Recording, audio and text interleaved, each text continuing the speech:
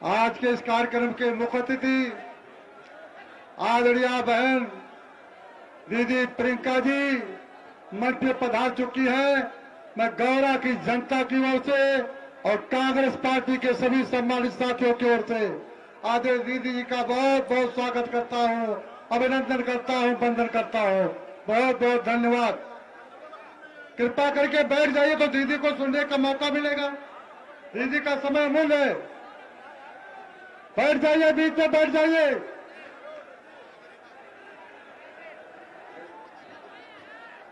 साथियों, अब हमारी नेता प्रियंका जी आपको संबोधित करेंगी। मैं एक शेर कहता हूं कि खून दर खून का रिश्ता जिनके खून में है, वतन परस्ती का जज्बा जिन्हें जुनून में है, और जिन्होंने खून से सींचा है गुलिस्तान हिंदुस्तान, उसी खून का कतरा तुम्हारे खून में है। माननीय राष्ट्रीय महासचिव श्रीमती प्रियंका गांधी वाड्रा जी, आप लोगों को अब कांग्रेस पार्टी और गोरा की सम्मानित जनता से मुखातिब होंगी। माननीय श्रीमती प्रियंका गांधी जी, जोरदार नारों से स्वागत कीजिए। प्रियंका गांधी जिंदाबाद, प्रियंका गांधी राम प्रताप सिंह, प्रियंका गांधी राम प्रताप सिंह, प्रियंका गांधी राम प्रताप सिंह। श्री नसीमुद्दीन सिद्दीकी जी, श्री राम प्रताप सिंह जी, श्रीमती संतोष कुमारी जी, कुलदीप दिवाकर जी, श्री सत्यनारायण पटेल जी, मंच पर उपस्थित सभी कांग्रेस के नेतागण, पदाधिकारी, सभी कार्यकर्ता को मैं इस सभा में बहुत बहुत स्वागत करती हूँ। मेरी बहनों, मेरे भाइयों, आप सबको भी बहुत बहुत स्वागत। पीछे से आगे आ जाइए अगर सुनना है तो। बहुत लोग पीछे में। और मेरे जो किसान भाई बहन है यहाँ, ये सही है कि छुट्टे जानवर की बहुत बड़ी समस्या है यहाँ? आपको खाद मिल रही है समय पे? ये सही है कि जबकि आपकी जमीन उपजाऊ है, आपको अपने उपज का दाम नहीं मिलता? सही है। कितने का मिल रहा है अभी? गेहूं और धान के लिए कितना मिलता है आपको? 1200 रुपए। ठीक है। हाँ, 1000। चलिए, तो ये केस अगर मैं ये कहूं कि सब मुश्किलों का सामना कर रहे हैं, चाहे वो किसान हो, बेरोजगार हो, महिलाएं हो, जो भी है, सब बहुत बड़ी बड़ी मुश्किलों का सामना और परेशानियों का सामना कर रहे हैं। तो ये सही बात होगी? सही है। अब मैं आपसे एक बात पूछना चाहती हूँ कि ये जब मुश्किलें आती हैं, महंगाई आती है, तो आपके घर में पूछती है कि किस धर्म के हैं आप? क्या महंगाई आती है और आपके घर पे खटखटा के पूछती है कि भाई तुम हिंदू हो या मुसलमान हो? क्या बेरोजगारी पूछती है कि तुम किस जाति के हो, ब्राह्मण हो या दलित हो या किस वर्ग के हो? पूछती है बेरोजगारी? नहीं पूछती। जब छुट्टा जानवर आके आपका खेत चलता है तो पूछता है कि कौन से खेत का, भाई किस किसान का है ये खेत? अच्छा, इस धर्म का है, चलो मैं दूसरे खेत में जाके चलूंगा, है? पूछता है छुट्टा जानवर। तो राजनीतिक दल के नेता क्यों पूछ रहे हैं भैया? क्यों पूछ रहे हैं? सोचिए, मजाक की बात नहीं है, ये गहरी बात है। क्योंकि जब विकास करना है तो सबका होगा कि नहीं होगा?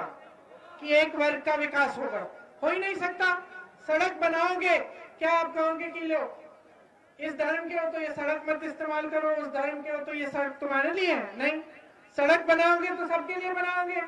पानी की सुविधा होगी तो सबकी होगी। सही बात है। तो विकास, रोजगार होगा तो पूछना नहीं है कि कौन सा क्या है, सबके लिए रोजगार है। हाँ, आरक्षण है लेकिन सबके लिए रोजगार है, सबको मौका मिलेगा।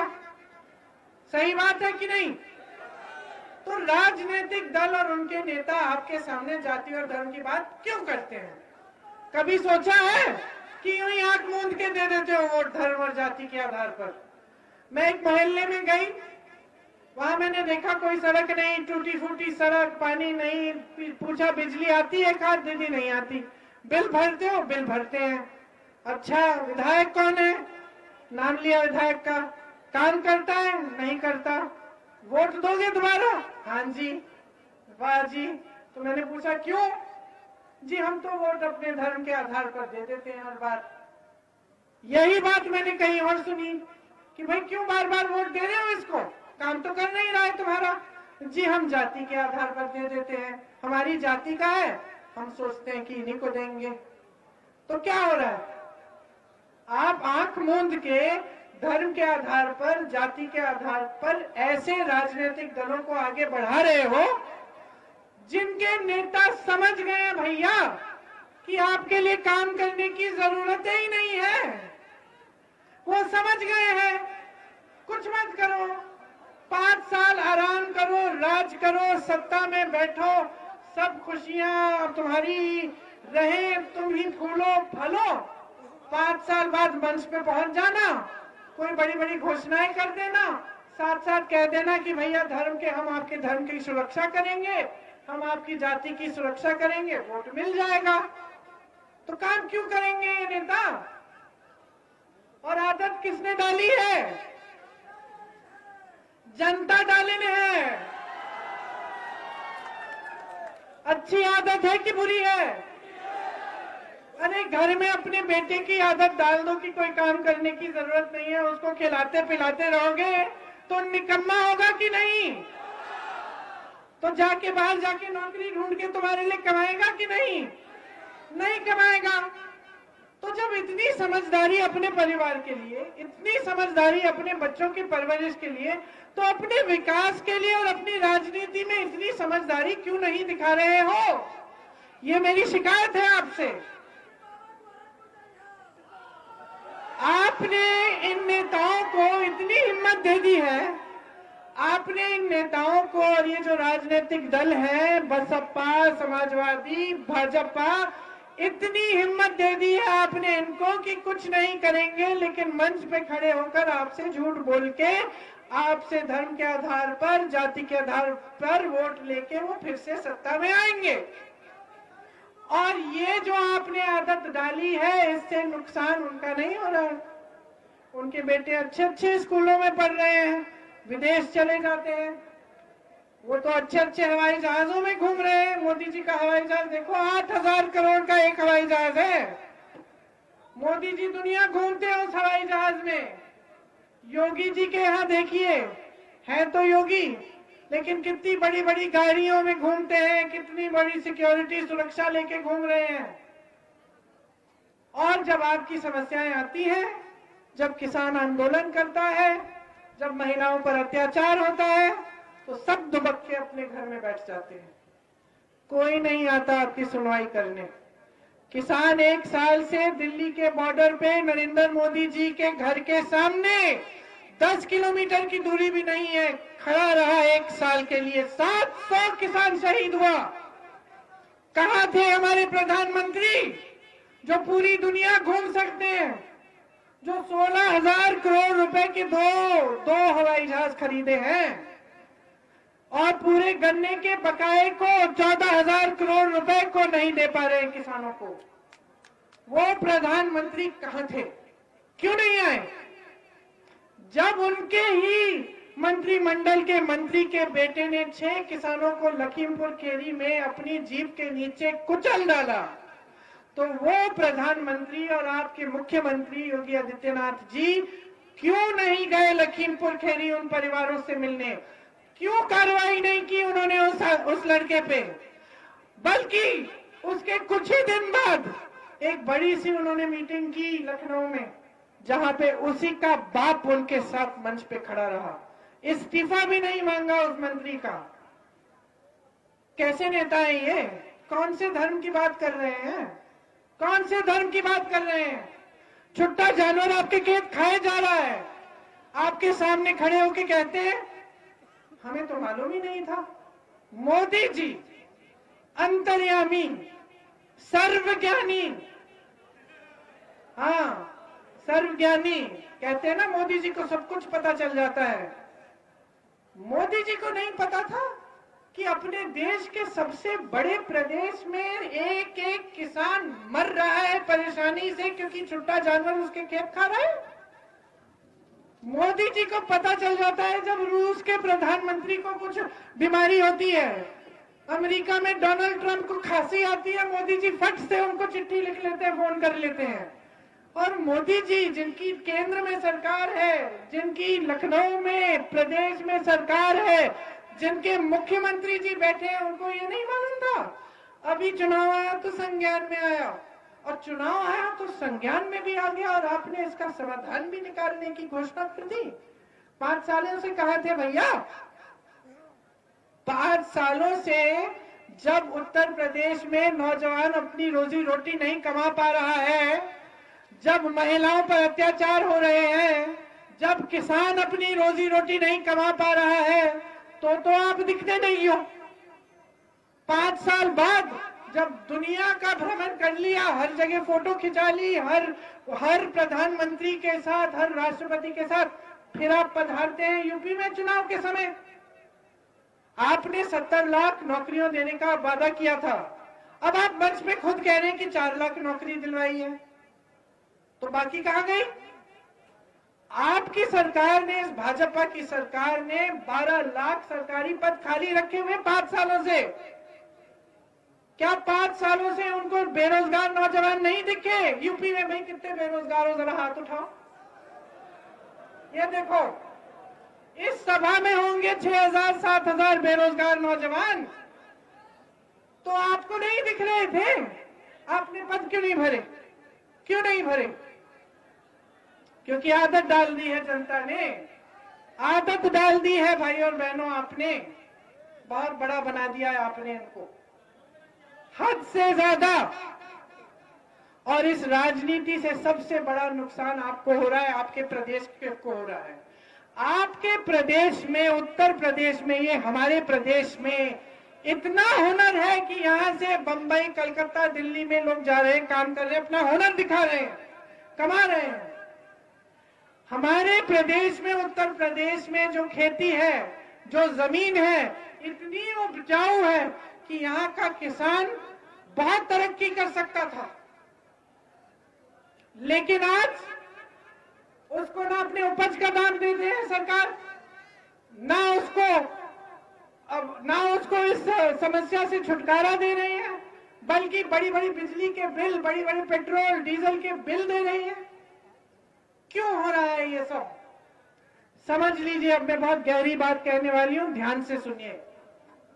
आपको गरीब रखा जा रहा है, आपको गरीब जानबूझकर रखा जा रहा है। रोजगार से पता चलता है। देखिए, खाली पद है 12 लाख, ठीक है, आपने नहीं भरे, लापरवाही होगी। बाकी रोजगार कहां से आते हैं? बाकी रोजगार छोटे दुकानदार, छोटे बिजनेस, छोटे मैन्युफैक्चरिंग के यूनिट से आते हैं। ये हमारे देश की रीढ़ की हड्डी है। आपने उन बिजनेसों को क्या किया? तकरीबन सारे के सारे बंद होने के कगार पे हैं। जो छोटा दुकानदार है वो कमा नहीं पा रहा है। आपने उस पर नोटबंदी कर दी, जीएसटी कर दी, लॉकडाउन आया, कोरोना आया, बड़े बड़े बिल थोप दिए, वो बंद होने के कगार पे है। और कहां से आते हैं रोजगार? बड़ी बड़ी संस्थाओं से। अब ये लोग कहते हैं कि कांग्रेस पार्टी ने 70 सालों में किया क्या, लूटा है आपको, ये किया वो किया है। अच्छा, तो ये जो बड़ी बड़ी संस्थाएं थी, BHEL, HCL, NTPC, रेलवे, ये सारी बड़ी बड़ी जो सरकारी संस्थाएं थी, जो पब्लिक यूनिट कहते हैं इसको, पब्लिक यूनिट क्यों? पब्लिक की संस्थाएं जो पब्लिक को रोजगार देती हैं, इनका क्या किया है इन्होंने? सब अपने बड़े बड़े उद्योगपति दोस्तों को बेच डाला। अरे रेलवेज को बेच डालने की योजना बन रही है। तो जहां से रोजगार आना था 3 जगह से, सरकारी पद खाली, भरे नहीं, संस्थाएं, पब्लिक सेक्टर यूनिट बेच डाले, छोटे दुकानदार, छोटी मैन्युफैक्चरिंग के यूनिट, छोटे व्यापारी बंद होने के कगार पे। और आपकी हिम्मत की आप कह रहे हो कि हम रोजगार दिलवाएंगे। आपकी नीति ने तो सबको बर्बाद कर दिया है। आपकी नीतियां तो सिर्फ अमीरों के लिए, अपने बड़े बड़े उद्योगपति मित्रों के लिए बन रही है। ये किसान कानून क्या थे? ये किसान कानून किसान की मेहनत, किसान की का खून पसीना और कमाए कौन? उनके बड़े बड़े उद्योगपति। यही तो थे किसान के कानून। अच्छा, आपने आंदोलन किया, साल भर से तो ये निकले नहीं, चुनाव आने लगा, घबरा गए, कहा कि ये तो अब किसान तो अडिग है, हिल नहीं रहा है, कुछ तो करना पड़ेगा। माफी मांगी, रोए धोए, कानून वापस ले लिए। ये आपको राशन का बोरा देते हैं, बहने देते हैं कि नहीं? आपको तो मिल ही नहीं रहा है, कह रही हैं। लेकिन कुछ लोगों के घर राशन के बोरे भेजते हैं और कहते हैं कि खाता खोलिए, पैसे भेज देंगे। ठीक है, मैं इनसे पूछ रही हूं, प्रधानमंत्री श्री नरेंद्र मोदी जी, मुख्यमंत्री श्री योगी आदित्यनाथ जी, आप जब अगली बार आएंगे, उत्तर प्रदेश की जनता के सामने मंच पे खड़े होंगे, आप वचन दीजिए जनता को कि 10 मार्च के बाद ये राशन के बोरे आते रहेंगे। वचन दीजिए।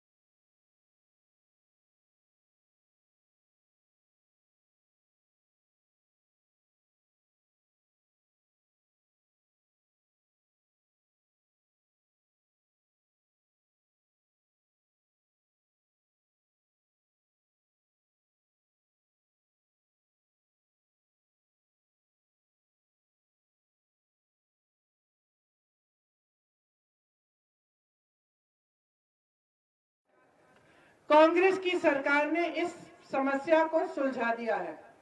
ये छत्तीसगढ़ में सबसे बड़ी समस्या थी। क्या किया सरकार ने? सरकार ने कहा कि आप अगर छुट्टे जानवर का देखभाल करोगे तो सरकार आपसे 2 रुपए किलो उस जानवर का गोबर खरीदेगी।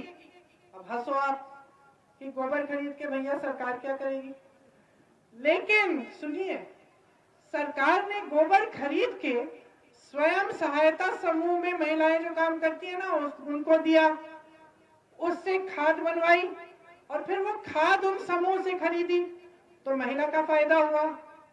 उस खाद से उस गोबर से गोबर गैस बनाई, गोबर का इस्तेमाल हुआ, जनता का फायदा हुआ। इससे क्या हुआ? जनता ने उन जानवरों का देखभाल करना शुरू किया, क्योंकि उन जानवरों से कमाई हो रही थी जनता की। 2 रुपए किलो गोबर मिल रही थी सरकार को और जनता को 2 रुपए मिल रहा था हर किलो के लिए। समस्या सुलझ गई, उसका समाधान निकल गया।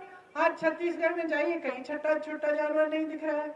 अब आई आपकी उत्तर प्रदेश की भाजपा की बड़ी धार्मिक सरकार, जो धर्म की बातें करती है आपके सामने। क्या किया इन्होंने? गौशालाएं बना दी। गौशालाओं में गाय को धर दिया, चारा नहीं दिया, पानी नहीं दिया। तमाम गौशालाओं में तो छत भी नहीं है। वीडियो देखे हमने पिछले साल, कितने सारे निकले थे। गाय मर रही है, पानी नहीं है, चारा नहीं है। जेसीबी से उठा के 10-10 गाय को यूं धरा जा रहा है, उनके ऊपर मिट्टी डाली जा रही है।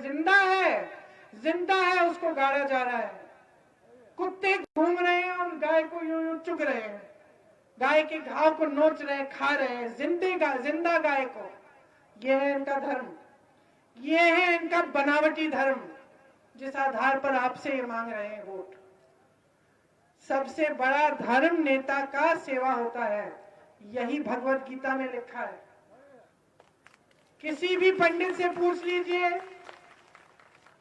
किसी भी ग्रंथ को पढ़ लीजिए, चाहे वो भगवत गीता हो, चाहे मुसलमानों से पूछिए कुरान शरीफ में क्या लिखा है, चाहे बौद्ध धर्म में पूछिए कि बुद्ध भगवान ने क्या कहा था, चाहे ईसाइयों से पूछिए कि उनके ईसा मसीह ने क्या कहा था। सबने एक ही चीज कही थी नेता के लिए, सबसे बड़ा धर्म आपका है सेवा, और इस धर्म को इस्तेमाल मत करो। सब धर्मों में लिखा है कि धर्म का दुरुपयोग नहीं करना चाहिए। ये धर्म का दुरुपयोग करके आपके सामने धर्म के आधार पर वोट मांग रहे हैं।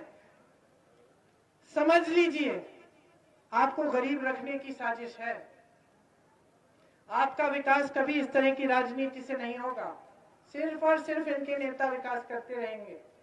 कांग्रेस पार्टी कह रही है कि किसानों के जितने भी कर्ज थे पूरे माफ किए जाएंगे अगर हमारी सरकार आए। हमारी सरकार ने 72,000 करोड़ कर्ज माफ किए थे पहले, आपको याद होगा। हम समझ रहे हैं कि कितनी परेशानियां हैं आपकी, इसलिए हम कह रहे हैं फिर से करेंगे। हम कह रहे हैं कि ये जो बिजली के बड़े बड़े बिल होते हैं ना, इनको हम आधा करेंगे। हम कह रहे हैं कि जो दुकानदार, जो छोटे व्यापारी कोरोना के समय बिजली के बिल भर रहे थे, बकाया है उनका, उस बकाये को हम साफ कर रहे हैं। हम कह रहे हैं मेरे नौजवान साथियों कि अगर आप में से कोई अपना बिजनेस शुरू करना चाहे, 5 लाख रुपए सरकार आपको 1% ब्याज पे देगी। इन्होंने खाली रखे हैं ना पद, हम कह रहे हैं कि सबसे पहले हम इन पदों को खाली इनको भरेंगे और इसके अलावा हम 8 लाख नए रोजगार बनाएंगे। जहां जहां हुनर है उत्तर प्रदेश में, वहां उस हुनर के लिए पूरी सुविधा देंगे। खास तौर से नौजवानों के लिए, आप अपने बिजनेस खड़ा करना चाहते हैं, आप कारोबार खोलना चाहते हैं, आपको पूरी मदद मिलेगी सरकार की। हम बहनों के लिए कह रहे हैं, आपको एक गैस सिलेंडर देके खुश है ना ये लोग, सोचते हैं कि एक दे दिया बस वोट मिल गया, बात खत्म, कोई जिम्मेदारी नहीं है अपनी बहनों के प्रति। हम कह रहे हैं कि 40% महिलाओं को हमने टिकट दिया है कि बहनों आधी आबादी हो तुम, आधी आबादी हो, लेकिन तुम्हें राजनीति में कोई भागीदारी नहीं दे रहा है, तुम्हें आगे बढ़ने का काम तुम्हारा कोई नहीं कर रहा है। हमने कहा खड़ी हो जाओ, चुनाव लड़ो, सत्ता अपने हाथों में लो। ऐसी बहनें लड़ रही हैं आज चुनाव कांग्रेस पार्टी की तरफ से, जिन पर भयंकर अत्याचार हुए, जिनकी बेटियों का बलात्कार किया गया है, जिनकी बेटियों को मार डाला गया है। ऐसी महिलाएं खड़ी हैं आज। एक आशा बहू की महिला खड़ी है जिसको पुलिस ने घसीट के बस के अंदर पुरुष पुलिस कर्मियों ने ऊपर चढ़कर गला दबाकर पीटा। क्यों? क्योंकि वो अपने मानदेय के लिए मुख्यमंत्री जी से बात करना चाह रही थी कि मानदेय बढ़ाना चाहिए। कांग्रेस पार्टी कह रही है कि आशा बहुओं के लिए, आंगनवाड़ियों के लिए 10,000 रुपए मानदेय बढ़ाएंगे हम। हमने उस महिला को चुनाव लड़वाया। मुझे कितना गर्व हुआ बहनों उसको देख के। जब मेरे पास पहले आई थी, उसके बड़े बड़े घाव थे, रो रही थी, टूटी हुई थी कि उसने सिर्फ अपना हक मांगा और उसको इतनी बेरहमी से पीटा गया। 2 दिन पहले मैं उसकी मीटिंग में गई, अच्छी साड़ी पहन के अपने यूं बांध के घर से खड़ी थी, भाषण दे रही थी, कह रही थी कि दीदी जिंदगी भर मैं जनता के लिए काम करूंगी, अपनी बहनों के लिए काम करूंगी। आपके लिए जब आप ब्लॉक स्तर के अस्पताल में जाती हैं तो आपको पुरुष डॉक्टर मिलता है कि नहीं? आपकी सेहत की कोई निजी समस्या है, आप बात कर सकते हैं उनसे? नहीं कर सकते। कांग्रेस पार्टी कह रही है कि हर ब्लॉक स्तर के अस्पताल में हम पूरी कोशिश करेंगे कि एक महिला डॉक्टर हो, एक महिला नर्स हो आपकी समस्याओं के लिए। आप पर अत्याचार हो तो अगर कोई पुलिसकर्मी अपराधियों के खिलाफ एफआईआर डालने से मना करे या उसमें बाधा डाले, 10 दिन के अंदर वो एफआईआर दर्ज नहीं हुआ तो हम एक ऐसा कानून लाएंगे जिससे के जरिए वो सस्पेंड हो सकता है। ये लोग एक गैस सिलेंडर दे रहे हैं ना, हम कह रहे हैं 3 ले लो। हम कह रहे हैं छात्राओं को मुफ्त मोबाइल फोन देंगे ताकि ऑनलाइन पढ़ाई कर सके, आगे बढ़ सके। हम कह रहे हैं इंटर की छात्राओं को हम स्कूटी देंगे ताकि और भी आगे बढ़ पाए। लेकिन हम साथ साथ कह रहे हैं कि आपको सशक्त करने की जिम्मेदारी हमारी है। हम चाहते हैं कि महिलाएं भी अपनी पैरों पे खड़े हों, महिलाएं भी कमाएं, महिलाएं भी घर में भागीदार हों कमाई में। इसीलिए 40% सरकारी रोजगार हम महिलाओं को दिलवाएंगे। मेरी यहाँ पुलिसकर्मी बहनें खड़ी हैं, 25% भर्ती पुलिस में हम महिलाओं की कराएंगे ताकि हर पुलिस स्टेशन पे आपको महिलाएं मिले। और मैं जानती हूँ आपकी भी समस्या है कि जहां आप रहते हो वहां आपकी पोस्टिंग नहीं होती, दूर दूर होती है। इसलिए हम कह रहे हैं कि आपकी पोस्टिंग जहां आप रहते हो उसी जिले में की जाएगी। मुझे हिरासत में लिया था तो 2 बहनें थी पुलिस वाली, और मैंने पूछा 4 बजे है सुबह, लखीमपुर केरी का वो हादसा हुआ था, वहां जा रही थी मैं उनके परिवार, किसान के परिवारों से मिलने। 4 बजे सुबह थी, महिला पुलिसकर्मी मेरे साथ जीप में बैठी थी।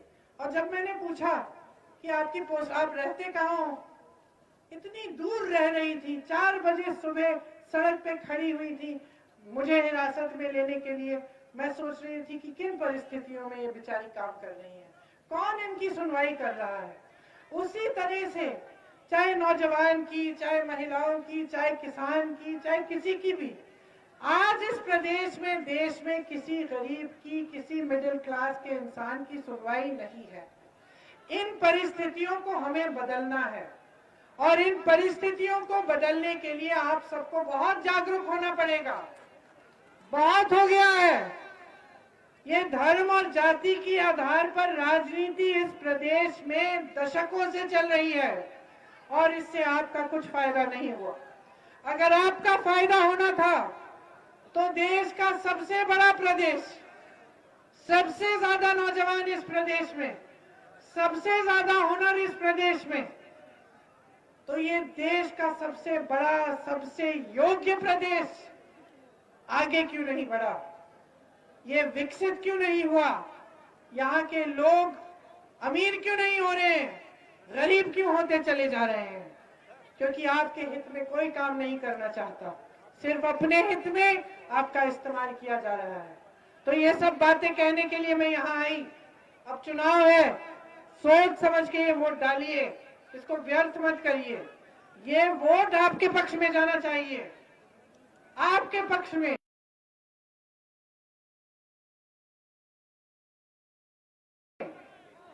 जो नेता, जो पार्टी आपके लिए खड़ी होती है, जो आपके संघर्ष में शामिल होती है, जो आपकी समस्याओं को समझती है, ये कि नहीं कहती कि 5 साल बाद आज संज्ञान में आ गया, उस राजनीतिक पार्टी को आप आगे बढ़ाओ ताकि आपका विकास हो, आपके बच्चों के लिए, उनके भविष्यों के लिए मेहनत हो, काम हो।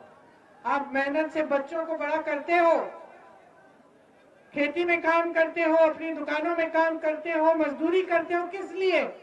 ताकि आपके बच्चे एक बड़े राशन पर निर्भर हो, कि बड़े होकर उनका भविष्य बने, कमाए, रोजगार मिले। तो आप अब इस बार एक ऐसी सरकार को बनाओ जो आपको रोजगार दिलवाए, जो आपके प्रदेश को विकसित करे, जो आपका हक आपके हाथों में दे। और ये सरकार सिर्फ और सिर्फ कांग्रेस पार्टी दे सकती है आपको। कांग्रेस पार्टी के नेता इस देश के लिए शहीद हुए। इस देश की आजादी की लड़ाई कांग्रेस पार्टी ने लड़ी किस लिए? ताकि आप सब आजाद हो, ताकि आप सब आजाद हो। आज आप आजाद नहीं हो। जब तक आप गरीब रहोगे, जब तक आप आत्मनिर्भर नहीं होगे, तब तक आप आजाद नहीं होगे। तब तक आपको ऐसे राजनीतिक दल गुलाम बनाए जाएंगे ताकि वो अपना स्वार्थ साध पाए। ये बात समझ लो। आपको अपनी आजादी चाहिए तो आपको कमाना पड़ेगा। आपको कमाने के लिए आपको रोजगार देना पड़ेगा सरकार को। आपको कमाने के लिए मदद करनी पड़ेगी। आपके भविष्य को उज्जवल बनाने का काम करना पड़ेगा। और ये काम करने के लिए हम सब तैयार हैं। हम आपके लिए समर्पित हैं। दिन रात आपके लिए काम करेंगे। आप कांग्रेस पार्टी की सरकार एक बार बनाकर तो देखिए, एक बार बनाकर तो देखिए इस प्रदेश में, और देखिए कि कैसी तरक्की आती है। किसकी हिम्मत होगी आपके सामने ये सब कहने की कि उनको संज्ञान नहीं था आपकी समस्याओं का? किसी की हिम्मत नहीं होगी। आपकी समस्या आएगी, हम पहुंचेंगे, हम समझेंगे और हम उसको सुलझाएंगे। ये मेरा वादा है आपसे। आप सब यहाँ के प्रत्याशी को जिताकर यहाँ पर कांग्रेस का विधायक, प्रदेश में कांग्रेस की सरकार देकर अपने ही भविष्य को उज्जवल बनाएंगे। आप सबको बहुत बहुत धन्यवाद। बहुत ध्यान से मेरी बातें सुनी। बहनें, याद रखना बात को। भाइयों, आप भी याद रखना। चुनाव के समय जब वोट देने जाओगे आप, तो याद रखना कि मैंने क्या कहा है आपके सामने। ये वोट आपके लिए है और किसी के लिए नहीं है। अपने पक्ष में दीजिए इस वोट को। बहुत बहुत धन्यवाद। जय हिंद, जय हिंद, जय हिंद।